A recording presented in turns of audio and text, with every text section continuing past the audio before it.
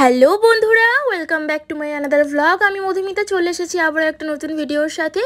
তো রাতেরই খাবার দাবারের জোগাড় চলছে। রাতে কি খাবো কি না খাবো কি করব সেই রান্নাবান্না নিয়ে হাজির আমি। তো এখানে আমি রুমের ভেতরে বসেই আর কি বটিতে আমি কিছু মশলাপাতি কেটে নিচ্ছি। আর আসলে আমি এখানে সিরিয়াল দেখতে দেখতে আমি কাজ করছিলাম রান্নাঘরে দাঁড়িয়ে দাঁড়িয়ে। তো সেটা সম্ভব ছিল না, আর প্রচণ্ড গরম, তাই ভাবলাম যে রান্না তো করবো ওখানে দাঁড়িয়ে দাঁড়িয়ে অনেকক্ষণ, তো তার আগে আমি এখানে বসে বরং কয়েকটা মশলা কেটেই নিই।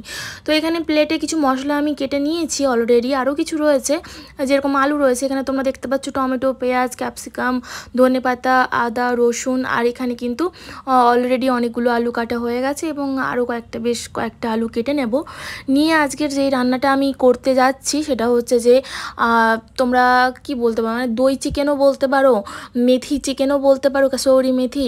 তো মোদ্দা কথা হচ্ছে মানে একদম একটা বেশ সুন্দর করে একটা তড়কা দিয়ে আমি আজকে চিকেনটা রান্না করব, যেখানে দইও থাকবে আর কস্তুরি মেথিও থাকবে।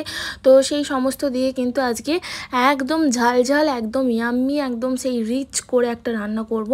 হ্যাঁ, স্পাইসি রিচ করে একটা আমি চিকেন রান্না করব। আর চিকেনের সাথে আমি যেটা খাবো সেটা তোমরা একটু পরেই দেখতে পাবে কি খাচ্ছি চিকেনের সাথে। প্রত্যেক দিন যা খাই তার থেকে একটু আলাদা কিছু খাবো। তো এখানে কিন্তু আমি প্রথমে যে একটু অন্যরকম করে আজকে রান্নাটা করছি বলতে পারো, একটু ফাঁকিবাজি রান্না, চটজলদি রান্না, কিন্তু স্পাইসি রিচ একদম সেই ফ্লেভার থাকবে, একদম মানে খাবারে কোনো কম্প্রোমাইজ থাকবে না। হ্যাঁ, একটু চটজলদি এই যা। তো এখানে দেখতে পেলে যেরকম পেঁয়াজ কুচি দিলাম, এখানে রসুন দিয়েছি আমি থেতো করে, হ্যাঁ কয়েকটা রসুন থেতো করে দিয়েছি। তারপর একটু আদা বাটা দিয়েছি, তারপর একটু নাড়িয়ে চাড়িয়ে আবার একটু জিঞ্জার গার্লিক পেস্ট যেটা প্যাকেটে পাওয়া যায় আর কি, সেটা আমি একটুখানি এখানে দিয়ে দিয়েছি। টমেটো দিয়েছি, দিয়ে তারপর এখানে দিয়েছি ক্যাপসিকাম কুচি, দিয়ে ভালো করে মশলাটা না ভাজা ভাজা করে নেবো, মানে একদম তেলে একদম নরম হয়ে যাবে। তারপর আমি কিছু মশলা এখানে অ্যাড করব। দেখো এখানে বাটিতে কিছু মশলা আমি গুলে নিচ্ছি, যেখানে রয়েছে হলুদ গুঁড়ো, লঙ্কা গুঁড়ো, রয়েছে জিরে গুঁড়ো, ধনে গুঁড়ো, একটু নুন রয়েছে। এই মিক্সচারটা বানাতে বানাতে আমার কিছু হেটার্সদের কথা মনে পড়ে যাচ্ছে। মানে দেখো সব জায়গাতেই তো হেটার্স আছে, তো আমার জীবনেও রয়েছে, মনে হচ্ছে এটা তাদেরকে গিয়ে একটু খাইয়ে দিই। তো যাই হোক, জোকস অ্যাপার্ট, তো চলো এটা দিয়ে দিই। তো মশলায় দিয়ে মশলাটা ভালো করে কষিয়ে নিয়ে তারপরে আমি এখানে দিয়ে দিয়েছি বেশ মুঠো ভর্তি করে একদম কাসৌরি মেথি। তো কাসৌরি মেথিটা দেওয়ার পর মশলাটা কিন্তু ভালো করে আমাদের কষিয়ে নিতে হবে। আর এই সময় কিন্তু একটা দারুণ গন্ধ বেরিয়েছে পুরো রান্নাঘর জুড়ে, মানে পুরো রান্নাঘরে একদম সেই গন্ধে মমো করছে, মানে একটা মশলা কষার যে গন্ধ, উফ। তারপর আমি অল্প করে একটু ধনেপাতা দিয়ে দিয়েছিলাম। দেখো ধনেপাতার প্রচুর দাম এরকম টাইমে, শীতকালে কমে অনেক পাওয়া যায়, এখন যেহেতু গরমকাল আর এখন ধনেপাতার সিজনও না, তো অল্প করে আমি দিয়েছি আর অল্প করে বাঁচিয়ে রেখেছি, লাস্টে আরেকবার দেবো। তো ধনেপাতা দিয়ে তারপর আমি এখানে অ্যাড করে দিলাম টক দই। টক দইটা অ্যাড করার আগে ভালো করে একটু ফেটিয়ে নিয়েছিলাম, ফেটিয়ে নিয়ে কড়াই দিয়ে দিলাম, দিয়ে ভালো করে আমাকে কিন্তু বেশ মানে 5-7 মিনিট ধরে কিন্তু ভালো করে মশলা কষিয়ে নিতে হবে। আর এই দেখো আমি কিন্তু মশলাটা ভালো করে কষিয়ে নিয়েছি 5-7 মিনিট ধরে, আর তেল কিন্তু সাইড থেকে ছেড়ে দিয়েছে। আর তেল যখন সাইড থেকে ছেড়ে দিয়েছে এই পর্যায়ে তো আমাদের চিকেনগুলো অ্যাড করতে হবে নাকি। তো চিকেনগুলো অ্যাড করে দিলাম, আর এখানে কিন্তু আমি কেটে রাখা আলুগুলোও ডুমো ডুমো করে যে কেটে রেখেছিলাম আলুগুলো, সেই আলুগুলো এখানে অ্যাড করে দিয়েছিলাম। তো আমি এভাবে মিক্স করতে পারছি না ক্যামেরা অন করে, তো ক্যামেরাটা একটু বন্ধ করলাম, বন্ধ করে ভালো করে মিক্স করে দিয়েছিলাম, ঢাকা দিয়ে দিয়েছিলাম।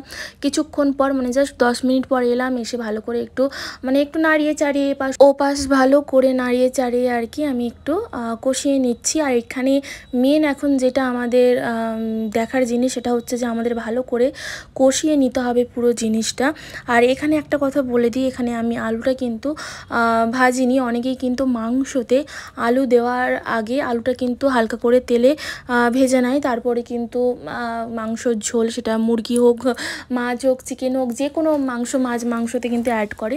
তো আমার কিন্তু এইভাবে আলুটা খেতে ভালো লাগে, তাই আমি এইভাবেই আলুটা অ্যাড করি। মানে আমার একদমই খারাপ লাগে না আলু না ভেজে মাংসতে আলু এইভাবে দিলে, আমার বেশ ভালো লাগে, তাই আমি এভাবেই দিই। এই নিয়ে আবার কেউ কিছু যেন বলো না।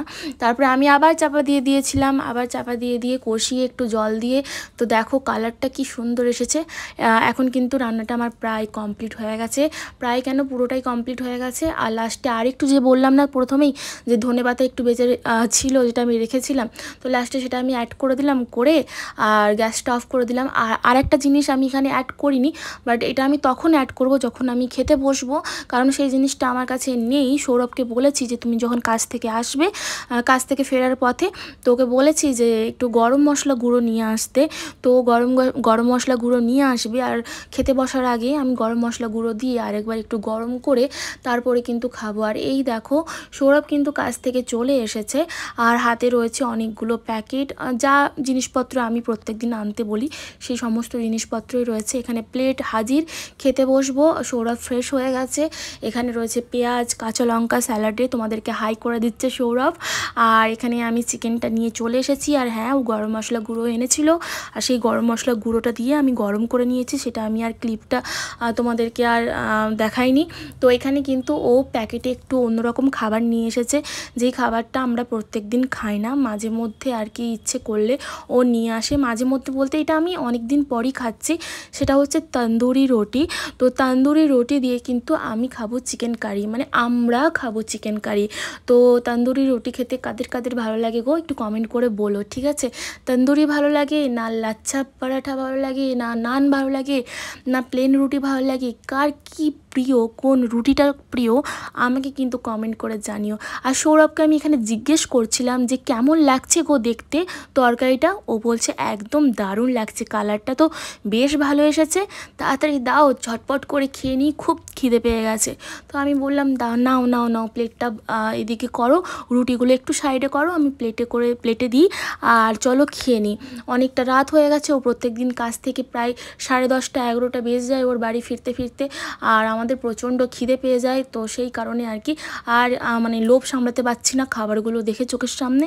তো এবার খাবারের উপর জাস্ট হামলে পড়ার টাইম চলে এসেছে। ওফ কী যে সুন্দর লাগছে খেতে। আর কাসৌরি মেথিটা দেওয়ার কারণে, আর টক দই দিয়ে ভালো করে যে মশলা কষিয়ে রান্না করেছিলাম, এইসব দেওয়ার কারণে একদম মানে সেই টেস্ট হয়েছে। বন্ধুরা আজকে রাতের খাবারের মেনু এই ছিল, সৌরভ আর আমি করে কিন্তু খাবারটা জমিয়ে খেয়ে নিচ্ছি। তো আজকের ভিডিওটা বন্ধুরা আমি এখানেই শেষ করলাম। খুব তাড়াতাড়ি দেখা হচ্ছে আবার একটা নতুন ভিডিওর সাথে, ততক্ষণ তোমরা সবাই ভালো থেকো। টাটা বন্ধুরা।